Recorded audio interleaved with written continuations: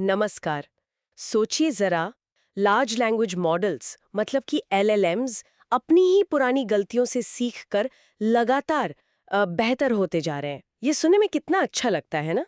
और यही वो कमाल की चीज है जो ऑफ पॉलिसी रीइंफोर्समेंट लर्निंग या जिसे हम आरएल कह सकते हैं, वो तकनीक हमें देने का वादा करती है। हाँ बिल्कुल। ये तकनीक है तो शानदार, क्योंकि ये एलएलएम्स को अपने पुराने अनुभवों से, मतलब पहले जो काम किए हैं, उनके डेटा को दोबारा इस्तेमाल करके सीखने का मौका देती है। सही कहा। इससे ना सीखने की प्रक्रिया बहुत एफिशिएंट, मतलब सैंपल एफिशिएंट हो जाती है। हाँ बिल्कुल। लेकिन इस पावरफुल तरीके के साथ ना एक बड़ी दिक्कत भी जुड़ी हुई है, वो है अस्थिरता।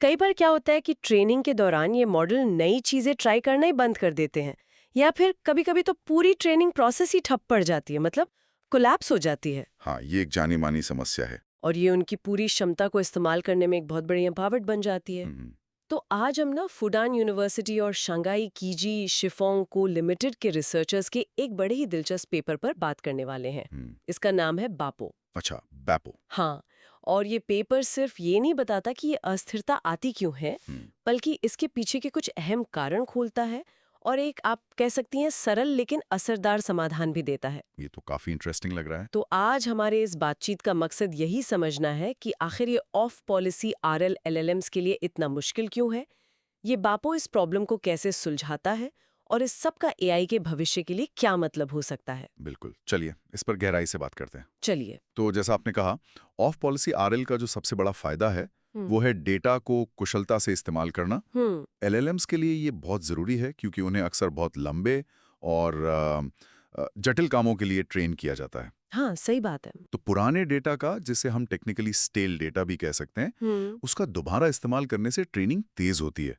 और ये आजकल के एआई सिस्टम्स में जैसे पार्शियल रोल आउट होता है, उसके साथ भी बढ़िया काम करता है। पार्शल रोल आउट मतलब जहां हर बार नया डेटा नहीं मिलता। हाँ, एग्जैक्टली। जहां आप हर बार पूरी तरह से नया डेटा जनरेट नहीं कर सकते, वहां पुराना डेटा काम आता है। लेकिन यही पुराना डेटा, ये स्टेल डेटा, दिक्कत के जड़ भी बन जाता है ना। मतलब जैसे जैसे डेटा पुराना होता जाता है, प्रॉब्लम बढ़ती जाती है। हाँ, बिल्कुल सही पकड़ा आपने। स्रोत भी यही बताते हैं, अस्थिरता बढ़ जाती है, मॉडल की नई चीजें खोजने की जो क्षमता है वो कम होने लगती है, और कभी-कभी तो ट्रेनिंग एकदम रुक जाती है। हाँ, रिसर्च यही दिखाती है।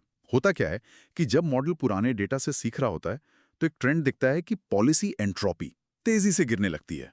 पॉलिसी एंट्रोपी, इसका क्या मतलब हुआ? एंट्रोपी यहाँ मॉडल की नई चीजें आजमाने, एक्सप्लोर करने की क्षमता है।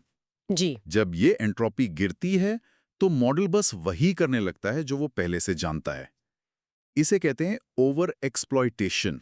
अच्छा, मतलब वो सेफ खेलने लगता है, कुछ नया ट्राई नहीं करता। हाँ, बिल्कुल।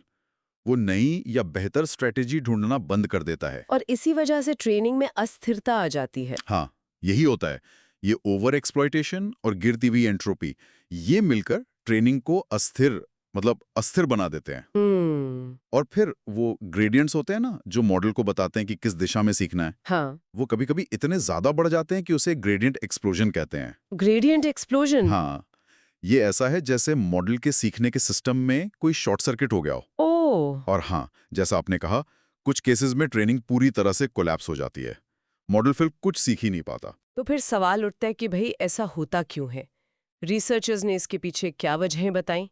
पेपर दो खास कारणों की बात करता है। पहला है असंतुलित अनुकूलन या इम्बैलेंस्ड ऑप्टिमाइजेशन। ये क्या चीज है? हाँ, ये एक बहुत ही मतलब दिलचस्प खोज है। जब रिसर्चर्स ने डेटा को एनालाइज किया, तो उन्होंने पाया कि ट्रेनिंग के दौरान वो सैंपल्स जिनमें नेगेटिव फीडबैक होता है, नेगेटिव फीडबैक मतलब? जहां मॉडल ने गलती की हो। हाँ बिल्कुल। जहां मॉडल ने कुछ गलत किया या वैसा परफॉर्म नहीं किया जैसा करना चाहिए था, इन्हें नेगेटिव एडवांटेज सैंपल्स कहते हैं। तो ये वाले सैंपल्स अक्सर सीखने की पूरी प्रक्रिया पर हावी हो जाते हैं। हावी हो जाते हैं, मतलब मॉडल बस अपनी गलतियों पर ही जरूरत से ज्यादा ध्यान देने लगता है। हाँ बिल्कुल। आप इसे ऐसे समझ सकती हैं जैसे कोई बहुत सख्त टीचर हो जो बच्चों के सही जवाबों पर ध्यान ना दे, बस गलतियों को ही पकड़ता रहे। अच्छा, तो ये जो अत्यधिक नकारात्मकता है, एक्सेसिव पेनलाइजेशन, ये ना सिर्फ उन गलतियों को सुधारने की कोशिश में लगी रहती है, बल्कि कभी-कभी मॉडल के सही या ठीक-ठाक बर्ताव को भी दबा देती है। तो इसका नतीजा ये होता है कि मॉडल कुछ नया करने से डरने लगता है, या कतराने लगता है। हाँ, एक तरह से कह सकते हैं। और टेक्निकली देखें तो इससे ग्रेडियंट एक्सप्लोजन का खतरा बढ़ जाता है। अच्छा। जब इतना ज्यादा नेगेटिव प्रेशर पड़ता है तो सीखने के सिग्नल्स इतने बड़े हो जाते हैं कि पूरी लर्निंग प्रोसेस ही पटरी से उतर जाती है। हाँ। एनालिसिस में ये भी देखा कि जो मुश्किल सवाल होते हैं उन पर मॉडल ज्यादा लंबे और नेगेटिव जवाब दे सकता है, जिससे इन नेगेटिव सैंपल्स का वजन और बढ़ जाता है, प्रॉब्लम और गहरी हो जाती है। समझ गई। तो एक प्रॉब्लम तो ये हुई कि सजा जरूरत से ज्यादा मिल रही है, लेकिन आपने कहा था 2 मुख्य कारण है, दूसरा क्या था? हाँ, दूसरा मुख्य कारण जुड़ा है आजकल के कई पॉपुलर आरएल तरीकों से, जैसे पीपीओ। इनमें एक नियम इस्तेमाल होता है जिसे एंट्रोपी क्लिप रूल कहते हैं। एंट्रोपी क्लिप रूल, ये क्लिपिंग क्या होती है? क्लिपिंग का मतलब है एक तरह की लिमिट लगाना। ये इसलिए करते हैं ताकि मॉडल के व्यवहार में अचानक से बहुत बड़े बदलाव ना आए। इससे ट्रेनिंग धीरे धीरे और स्थिर तरीके से आगे बढ़ती है। अच्छा, तो ये स्टेबिलिटी के लिए है, एक सेफ्टी गार्ड की तरह? हाँ बिल्कुल, एक सेफ्टी बेल्ट की तरह समझ लीजिए। लेकिन रिसर्चर्स ने पाया कि पीपीओ जैसे तरीकों में ये जो फिक्स्ड क्लिपिंग मैकेनिज्म होता है ना, फिक्स्ड मतलब उसकी लिमिट तय होती है। हाँ, अक्सर जैसे 0.8, 1.2 जैसी एक फिक्स्ड रेंज तय कर देते हैं। तो ये फिक्स्ड क्लिपिंग अनजाने में उन जरूरी अपडेट्स को भी रोक देती है जो मॉडल की एंट्रोपी यानी उसकी नई चीजें खोजने की आदत को बढ़ाते हैं। ओह, तो मतलब स्टेबिलिटी लाने के चक्कर में वो कुछ जरूरी लर्निंग को ही ब्लॉक कर देता है। एग्जैक्टली। खास तौर पर ये उन एक्शंस या टोकन्स को सीखने से रोकता है जिनकी संभावना कम होती है लेकिन जो फायदेमंद हो सकते हैं। इन्हें लो प्रोबेबिलिटी पॉजिटिव टोकन्स कहते हैं। अच्छा, जैसे कोई ऐसा मूव जो बहुत अच्छा रिजल्ट दे सकता है, पर मॉडल उसे ज्यादा ट्राई नहीं करता। हाँ बिल्कुल। सोचिए कोई ऐसा कदम है जो बहुत बढ़िया नतीजा दे सकता है पर मॉडल उसे ज्यादा आजमाता नहीं है। तो ये फिक्स्ड क्लिपिंग नियम ऐसे कदमों को सीखने ही नहीं देता क्योंकि वो तय लिमिट से बाहर होते हैं। ये तो कुछ ऐसा हुआ जैसे किसी रेस के घोड़े की आंखों पर पट्टी बांध दी हो, ताकि वो बस सीधा ही देखे, आसपास के शायद बेहतर रास्तों को देख ही ना पाए। हाँ, ये उपमा काफी अच्छी है। मॉडल बस उसी पर अटक जाता है जो वो पहले से जानता है, ओवर एक्सप्लॉयटेशन, और नई या बेहतर रणनीतियां नहीं खोज पाता। उसकी ये जो खोज करने की क्षमता है, एक्सप्लोरेटरी कैपेसिटी, वो धीरे धीरे खत्म हो जाती है। इसी को एंट्रोपी कोलैप्स कहते हैं। समझ गई। तो ये दो चीजें, एक तो वो असंतुलित सजा और दूसरा ये सख्त क्लिपिंग नियम, ये मिलकर ऑफ पॉलिसी आरएल को एलएलएम्स के लिए इतना मुश्किल और अस्थिर बना देते हैं। ठीक है, तो प्रॉब्लम की जड़ें तो काफी गहरी हैं। अब आते हैं समाधान पर। रिसर्चर्स ने इन चुनौतियों से निपटने के लिए बीएपो का प्रस्ताव रखा, यानी balanced policy optimisation with adaptive clipping. ये सुनने में ही काफी बैलेंस लग रहा है। ये काम कैसे करता है? बीएपो का जो मूल विचार है वो बहुत ही कह सकते हैं सहज और प्रभावशाली है। Adaptive clipping. अडैप्टिव क्लिपिंग मतलब बदलती रहने वाली क्लिपिंग। हाँ, मतलब क्लिपिंग की जो सीमाएं हैं वो पहले से तय नहीं है। वो सीखने की प्रक्रिया के दौरान खुद ब खुद बदलती रहती हैं, डायनामिकली एडजस्ट होती हैं। अच्छा। बीएपीओ हर अपडेट स्टेप पर ऊपरी और निचली क्लिपिंग सीमाओं को, जिन्हें सीहाई और सीलो कहा गया है, उनको एडजस्ट करता है। मतलब ये सीखने के नियमों को जरूरत के हिसाब से बदलता रहता है। ये कैसे तय करता है कि लिमिट्स क्या होनी चाहिए? इसका मेन लक्ष्य ये होता है कि सीखने की प्रक्रिया में जो पॉजिटिव सिग्नल्स हैं, मतलब पॉजिटिव एडवांटेज सैंपल्स, उनका योगदान एक तय लेवल पर बना रहे। अच्छा। अगर पॉजिटिव सिग्नल्स का असर कम होने लगता है तो बापो ऊपरी लिमिट को बढ़ा देता है ताकि ज्यादा पॉजिटिव अपडेट्स आ सकें, और अगर नेगेटिव सिग्नल्स का असर बहुत ज्यादा होने लगता है तो वो निचली लिमिट को एडजस्ट करता है। वाह, तो ये एक तरह का स्मार्ट रेगुलेटर है जो लर्निंग को बैलेंस में रखता है। हाँ बिल्कुल, ये पूरी प्रक्रिया एल्गोरिदम में अच्छे से बताई गई है और डायग्राम्स भी हैं जो दिखाते हैं कि ये लिमिट्स कैसे ट्रेनिंग के दौरान बदलती हैं। तो इसके असली फायदे क्या हैं, मतलब प्रैक्टिकल बेनिफिट्स? इसके कई महत्वपूर्ण फायदे हैं जो सीधे उन प्रॉब्लम्स को एड्रेस करते हैं जिनकी हमने अभी बात की। पहला, ये पॉजिटिव और नेगेटिव फीडबैक के असर को समझदारी से रीबैलेंस करता है। ये पक्का करता है कि जो जरूरी पॉजिटिव लर्निंग है, मतलब मॉडल की अच्छी परफॉर्मेंस, वो पिछली गलतियों के बहुत ज्यादा नेगेटिव असर के नीचे दब न जाए। डेटा भी दिखाता है कि बापो के साथ पॉजिटिव सिग्नल्स का कंट्रीब्यूशन स्थिर रहता है, जबकि पुराने तरीकों में ये बहुत घटता बढ़ता है। दूसरा और शायद सबसे जरूरी, ये मॉडल की जो एक्सप्लोर करने की स्पिरिट है उसे बनाए रखता है। अच्छा, कैसे? ये उन फायदेमंद कम संभावना वाले पॉजिटिव टोकन्स को सीखने की प्रक्रिया में योगदान करने देता है जिन्हें फिक्स क्लिपिंग रोक देती थी। हाँ हाँ, जिनकी हमने बात की थी। बिल्कुल। और साथ ही ये उन बहुत ज़्यादा नेगेटिव सिग्नल्स को फिल्टर कर देता है जो अस्थिरता पैदा करते हैं। ग्राफ्स में साफ दिखता है कि कैसे बापों की क्लिपिंग सीमाएं ज़रूरत के हिसाब से फैलती और सिकुड़ती हैं। तो इसका सीधा मतलब है कि ये उन बड़ी समस्याओं, अस्थिरता, ग्रेडियंट एक्सप्लोजन और वो एंट्रोपी कोलैप्स, इनको सीधे तौर पर रोकता है। हाँ, बिल्कुल। यही इसका सबसे बड़ा अचीवमेंट है। बेपो आरएल ट्रेनिंग को न सिर्फ तेज बनाता है, बल्कि ज़्यादा स्थिर और डेटा के लिहाज से ज़्यादा कुशल भी बनाता है। हम्म ये एक्सप्लोरेशन और एक्सप्लॉयटेशन के बीच एक बहुत ज़रूरी और बेहतर संतुलन बनाता है। और जब ट्रेनिंग स्थिर रहती है और एंट्रोपी बनी रहती है, तो मॉडल लगातार सीखता रहता है और बेहतर परफॉर्म करता है। यही प्रभावी और स्थिर लर्निंग की कुंजी है। संतुलन। ये सुनने में तो बहुत ही जबरदस्त लग रहा है। सिद्धांत में तो ये एक बहुत एलिगेंट सॉल्यूशन लगता है, लेकिन असल दुनिया में प्रैक्टिकल रिजल्ट्स कैसे रहे हैं? स्रोत इसे गेम चेंजर कह रहे हैं। क्या ये वाकई इतना बड़ा बदलाव लाने वाला है? हाँ, देखिए, परिणाम वाकई काफ़ी प्रभावशाली हैं। सबसे पहले परफॉर्मेंस की बात ही कर लेते हैं। हाँ, बताइए। बेपो से ट्रेन किए गए मॉडल्स ने ना जो स्थापित बेंचमार्क्स हैं उन पर नए रिकॉर्ड बनाए हैं। जैसे एक 7 बिलियन पैरामीटर वाला बेपो मॉडल है, उसने AIAME 2024 जैसे मुश्किल मैथ्स रीजनिंग वाले बेंचमार्क पर 70.8 स्कोर किया। 70.8।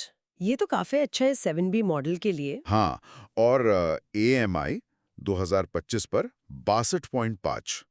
ये आंकड़े मौजूदा जो टॉप ओपन सोर्स मॉडल्स हैं, जैसे स्काईवर्क OR17B, उनसे काफ़ी बेहतर हैं। अच्छा, और बड़े मॉडल्स का क्या रहा? वहाँ तो परिणाम और भी चौंकाने वाले हैं। एक 32 बिलियन पैरामीटर वाला बैपो मॉडल। 32 बिलियन? हाँ, उसने तो कमाल ही कर दिया। हाँ। उसने ना सिर्फ अपने साइज के दूसरे बड़े ओपन सोर्स मॉडल्स जैसे क्वेन 3230B और स्काईवर्क OR132B को पीछे छोड़ा, हम्म बल्कि AMI 2024 पर 87.1 और AMI 2025 पर 80.0 का स्कोर हासिल किया। 80। ये तो बहुत ही प्रभावशाली स्कोर है। और सबसे दिलचस्प बात सुनिए, हम्म इसका परफॉर्मेंस कुछ जाने-माने प्रोप्राइटरी सिस्टम्स जैसे O3 मिनी मीडियम और जेमिनी 2.5 फ्लैश थिंकिंग, अच्छा, उनके मुकाबले कैसा रहा? उनके बराबर या कुछ मामलों में उनसे भी बेहतर रहा। सचमुच ये तो बहुत बहुत बड़ी बात है। मतलब एक ओपन सोर्स तकनीक का इस्तेमाल करके ऐसे रिजल्ट्स लाना जो बंद प्रोप्राइटरी सिस्टम्स को टक्कर दे सकें, ये तो पूरी एआई कम्युनिटी के लिए बहुत उत्साहजनक है। हाँ, बिल्कुल। ये दिखाता है कि सही अप्रोच से ओपन सोर्स मॉडल भी क्या कुछ हासिल कर सकते हैं। परफॉर्मेंस के अलावा और क्या फायदे दिखे? स्थिरता की बात हो रही थी पहले। हाँ, स्थिरता एक बहुत बड़ा प्लस पॉइंट है। BAPO वो स्टेबल ऑप्टिमाइजेशन और हेल्दी एक्सप्लोरेशन देता है, जो बड़े एडवांस्ड LLMs को ट्रेन करने के लिए बहुत ज़रूरी है। हम्म इससे वो डर कम हो जाता है कि ट्रेनिंग बीच में ही फेल हो जाएगी या मॉडल सीखना बंद कर देगा। हमने देखा कि ये स्थिरता अलग-अलग ऑफ पॉलिसी सिचुएशन में, जैसे पार्शियल रोलआउट में भी बनी रहती है, जहां डेटा के पुराना होने का चांस ज्यादा होता है। और क्या इससे ट्रेनिंग थोड़ी आसान भी हुई? क्योंकि आरएल मेथड्स अक्सर बहुत कॉम्प्लेक्स माने जाते हैं इस्तेमाल करने में। हाँ, ये एक और बहुत महत्वपूर्ण पहलू है ट्रेनिंग का, सरलीकरण।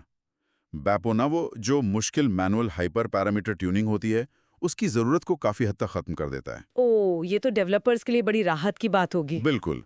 पुराने तरीकों में वो सही क्लिपिंग रेंज ढूंढना ही अपने आप में एक बड़ा सिरदर्द होता था, बहुत टाइम लगता था। हाँ। यहाँ तक कि कुछ एडवांस तरीके जैसे DAPO या फिक्स्ड एसिमेट्रिक क्लिपिंग में भी ये चैलेंज रहता है, लेकिन बैपो इसे खुद ब खुद डायनामिकली एडजस्ट कर लेता है। तो इससे आरएल ट्रेनिंग ज्यादा लोगों के लिए एक्सेसिबल हो जाती है हाँ, ना? ज्यादा सुलभ और प्रैक्टिकल बन जाती है। और क्या ये अलग-अलग तरह के सेटअप्स और मॉडल्स पर काम करता है? बिल्कुल, इसकी यूनिवर्सल एप्लीकेबिलिटी भी इसे खास बनाती है। ये अलग-अलग ऑफ पॉलिसी सिनारियो जैसे सैंपल रिप्ले हो या पार्शियल रोल आउट, सब में इफेक्टिव साबित हुआ है। हम्म ये अलग-अलग AI इंफ्रास्ट्रक्चर पर भी काम करता है, और ऐसा नहीं है कि ये सिर्फ किसी एक खास बेस मॉडल पर ही चलता हो। रिजल्ट्स दिखाते हैं कि लामा जैसे जो वाइडली यूज्ड मॉडल्स हैं, उन पर भी ये उतना ही कारगर है।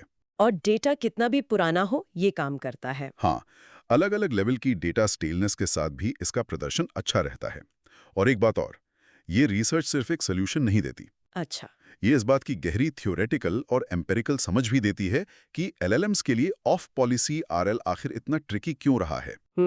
मतलब वो इम्बैलेंस्ड ऑप्टिमाइजेशन और एंट्रोपी क्लिप रूल वाली बात। हाँ, इन कॉन्सेप्ट्स को सामने लाकर ये भविष्य के रिसर्च के लिए भी एक मजबूत आधार तैयार करता है। तो अगर हम पूरी बातचीत का सार निकालें तो बैपो सिर्फ एक छोटा-मोटा सुधार नहीं है, बल्कि ये एक बुनियादी बदलाव लाने की क्षमता रखता है। बिल्कुल। ये एलएलएम्स को ज्यादा असरदार तरीके से सीखने, पुरानी गलतियों से सबक लेने और वो अस्थिरता के जाल में फंसे बिना अपनी क्षमताओं को लगातार बढ़ाने का एक शक्तिशाली तरीका देता है। हाँ, ये स्थिरता, बेहतरीन प्रदर्शन और इस्तेमाल में आसानी का एक बहुत अच्छा कॉम्बिनेशन है। बिल्कुल सही कहा आपने। ये दिखाता है कि सीखने की प्रक्रिया में संतुलन कितना ज्यादा महत्वपूर्ण है। हाँ, जब हम मॉडल की खोज करने की क्षमता को बनाए रखते हुए पॉजिटिव और नेगेटिव फीडबैक को सही ढंग से बैलेंस करते हैं, तो हम ऑफ पॉलिसी रीइंफोर्समेंट लर्निंग जैसी पावरफुल टेक्निक्स का कहीं ज्यादा प्रभावी ढंग से इस्तेमाल कर सकते हैं। खासकर एलएलएम्स जैसे जटिल सिस्टम्स के लिए। एग्जैक्टली ये उन अंदरूनी अस्थिरताओं को एड्रेस करता है जिन्होंने पहले इस अप्रोच की पूरी क्षमता को अनलॉक होने से रोक रखा था। और यहाँ हमारे श्रोताओं के लिए एक सोचने वाली बात छोड़ जाते हैं। बापू का पूरा जोर है संतुलन और अनुकूलनशीलता पर, मतलब अडेप्टिविटी पर। क्या एआई के विकास में और भी ऐसे क्षेत्र हो सकते हैं जहां सख्त पहले से तय नियमों के बजाय इस तरह के डायनामिक संतुलन बनाने वाले तरीके ज्यादा असरदार साबित हो सकते हैं? ये एक बहुत अच्छा सवाल है, खासकर तब जब सिस्टम लगातार बदलते हुए कॉम्प्लेक्स और अप्रत्याशित डेटा से सीख रहे हों। शायद ऐसी स्थितियों में संतुलन बनाए रखना ही सबसे बड़ी चुनौती भी है और सबसे बड़ा अवसर भी। इस पर जरूर सोचिएगा।